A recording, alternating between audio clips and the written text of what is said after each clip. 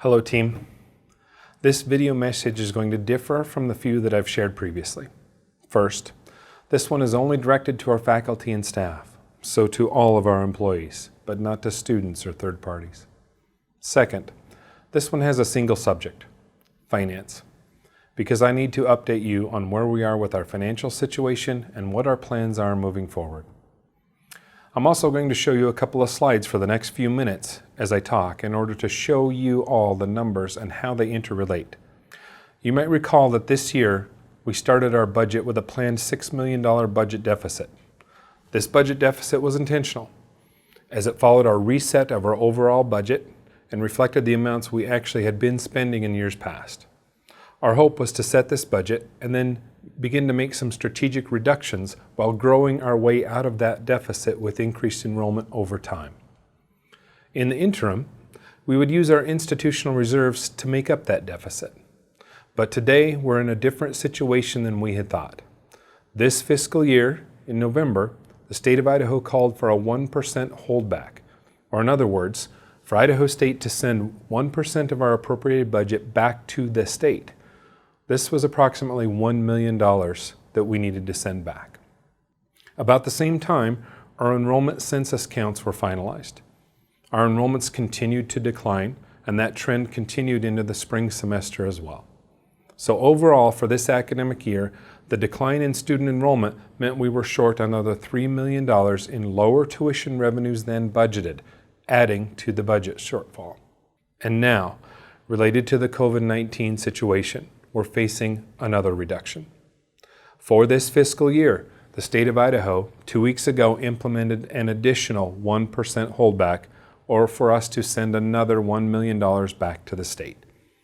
So when added together for this fiscal year, instead of a planned $6 million shortfall that we could weather, we are now looking at an $11 million budget shortfall. Then, of course, the final shoe to drop is that we will also have some projected one-time losses of approximately $3 million of direct expenses related to the COVID-19 situation. These include lost revenue from events and refunds where we've had to give money back. So while these costs are one-time and are not going in the overall budget, they are one-time actual losses we will have to pay out. So in total, the university is going to spend around $14 million more than we budgeted to bring in this fiscal year. That is how we end this current fiscal year. And moving into next fiscal year, starting July 1, we are carrying that $11 million ongoing budget shortfall.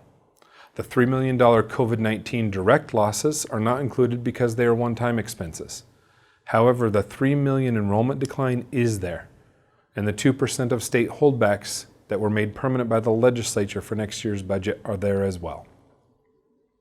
Then, due to the current COVID-19 situation, the state last week told us to prepare our budgets for an additional 5% holdback, or another $5 million reduction into next year's budget. Now, while these measures from the state might seem harsh, it's important for us to realize that our state's budget, the same one that provides for our K-12 system, our critical infrastructure, health and welfare services, the criminal justice system, and so much more, is funded largely from the same tax sources that the state uses to fund us, many of which those sources are now dropping rapidly. And finally, these numbers assume enrollments stay flat. If those enrollments drop, the budget deficit gets more problematic. So as of now, we are faced with a total of at least $16 million in budget deficit, the $11 million from this year, plus the $5 million in new holdbacks for next year. Now, in this next fiscal year, we do not have to fix all of that. As I said, our plan was to use $6 million in reserves this year, then $3 to $4 million next year, and $2 to $3 million the following year. So over 3 years, we were planning to use about $12 million in reserves to stabilize the budget as we grew our enrollments and grew our budget. But unfortunately, we're now in a deficit that uses that much in just year one. So while we still have reserves, they have limits, and we will have to use those strategically to help us navigate this. But We cannot move forward without budget reductions. Although we had strategically planned for this multi-year approach to move towards a sustainable and balanced budget for ISU, we need to demonstrate progress to the State Board of Education to correct this. They will not approve a budget without reductions. Meaning, we cannot continue to operate on an annual deficit of greater than a few $1,000,000 without demonstrating that we are undertaking measures to get back to a balanced budget where our revenue matches our expenditures. Now, I know this seems overwhelming and scary, and I will not gloss over the fact that this will be hard, and we will be forced to make hard decisions and endure real budget reductions. But I need you all to know the situation we are in and what our plans are to navigate this, because we are all in this together. We have asked each unit across the university to develop scenarios for reducing their budgets by 4%, 5%, and 6% for the next fiscal year. This is a significant challenge, which will involve difficult, strategic choices that are designed to present the least detrimental impact to our students and our educational mission. So initially, the university has already implemented a hiring freeze to realize some short-term savings. We currently have over 120 positions that can help us in the short term. Additional measures being considered, but not yet decided, include the following: permanently not filling or eliminating those vacant positions or some of those vacant positions, restructuring administrative units, reductions in operating expenses, a potential of an early retirement program, and unfortunately, we will be looking at non-renewal of some contracts and furloughs. And there are numerous other ideas, large and small, that were brought forth when we asked the entire campus to give input on budget reduction strategies. Those are in there as well.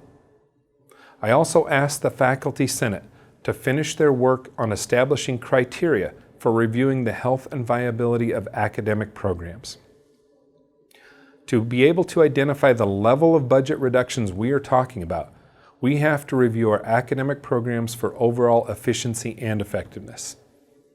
As with all of our operations and services, we have to take a meaningful and strategic look at what we do and whether we can continue to do things as we have in the past. Now, academic program review will take longer. It won't be completed in the spring in the process that I'm about to outline.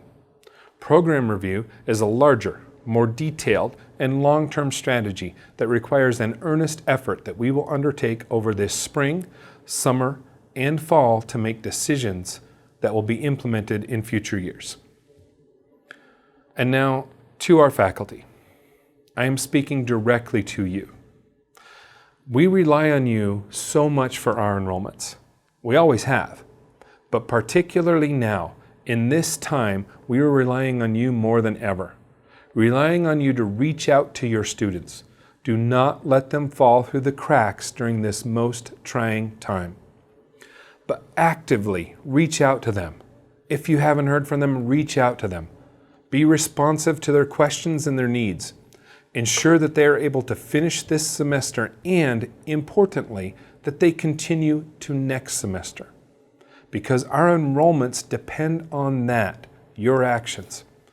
Our future financial position depends on that. Our budget requires that our enrollments maintain or increase. And more importantly than that, our students deserve to have that outreach to them to continue towards their degree, towards their future. So thank you to our faculty in advance for your increased efforts at reaching out to your students. And another item is worth noting. I know that ISU has endured budget cuts in the past. These cuts have left their mark on our psyche as much as on our budget. Moving forward, I am committed that we will review all units to identify areas for reduction. This will impact all of our divisions, including administrative functions, non-academic units, and academic units. We cannot make the needed adjustments without looking across the entire university. There will not be unfair targeting of certain units. We will make the most strategic decisions as possible and as fairly as possible. And unfortunately, some of the areas that are important to us will be affected. And all of us, in some way, will be impacted. So during the week of April 20th, each unit will be providing their budget overview to the Deans and Leadership Council, which will include their plans for revenue growth, for efficiencies, and also budget reductions. Leadership Council will also review budget savings ideas submitted from across the university via our web forms. They will also review strategic investment options and review facilities and IT-related project requests. And then they will forward their recommendations to Admin Council on April 24th.